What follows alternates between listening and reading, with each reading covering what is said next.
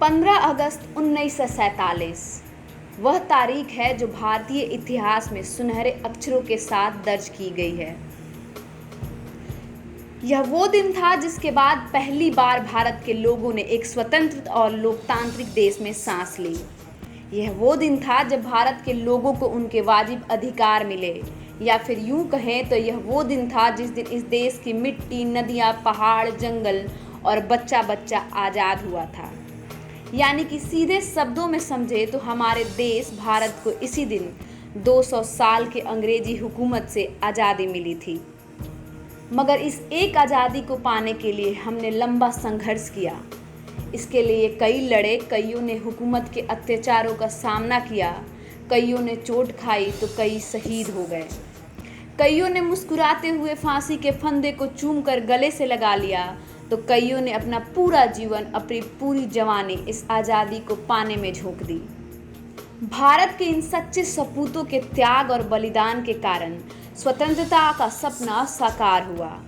भारत के मिट्टी के लालों की इसी सरफरोशी की नीयत की वजह से आज हम सब सिर उठाकर खुली हवा में लहराते हुए तिरंगे को देख पा रहे हैं। तभी तो 15 अगस्त 1947 का जिक्र होते ही गर्व से हर भारतीय का सीना चौड़ा हो जाता है। प्रत्येक वर्ष भारत में इस दिन लाल किले के प्राचीर पर देश के प्रधानमंत्री तिरंगा फहराते हैं। इस साल यानी कि साल 2022 में जब प्रधानमंत्री श्री नरेंद्र मोदी लाल किले पर तिरंगा फहराएंगे, तब भारत अपनी आज़ादी की 75वीं वर्षगांठ मना रहा होगा।